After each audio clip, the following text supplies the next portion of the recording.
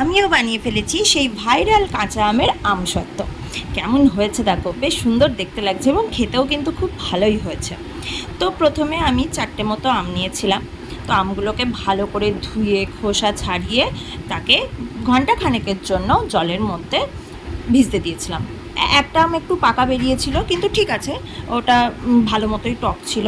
তারপরে আমগুলোকে ভালো করে পিস পিস করে নিয়েছিলাম, কিন্তু পিস করতে গিয়ে আমার প্রচণ্ড অসুবিধা হয়েছিল, কারণ আটিটা শক্ত হয়ে গেছিলো, সেই কারণে একটু কষ্ট করেই পিসটা করতে হয়েছিল। ছোট ছোট টুকরো করে নিয়েছিলাম। করে নেবার পর কড়াইয়ে জল দিয়ে তার মধ্যে পরিমাণ মতো নুন দিয়ে আম কটাকে সেদ্ধ করতে দিয়েছিলাম। তো সেদ্ধ হয়ে যাবার পর যখন ওটা ঠান্ডা হয়ে গেল, তারপরে একটা ছাঁকনির মধ্যে ওটাকে নিয়ে হাতা দিয়ে ভালো করে ম্যাশড করে ওটার থেকে পুরটাকে বার করে নিয়েছিলাম।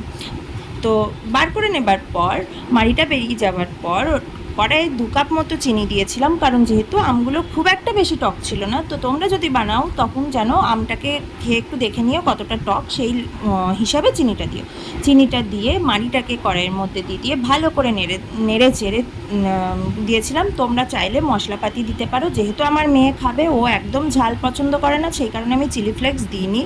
তো তারপরে ওটা হয়ে যাবার পর, ভালো মতো গাঢ় হয়ে যাবার পর, থালার মধ্যে অয়েল ব্রাশ করে ওই যেটা রেডি করা হয়েছে সেটাকে ভালো করে দিয়ে ভালো করে নড়িয়ে সুন্দর করে সমান করে তারপরে ওটাকে শুকোতে দিতে হবে। তো আমার দু থালা হয়েছিল।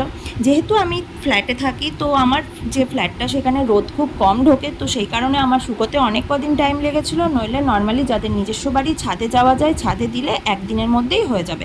তো দেখো কি সুন্দর হয়েছে জিনিসটা, এবং মেয়েও কিন্তু খেয়ে ভীষণ খুশি।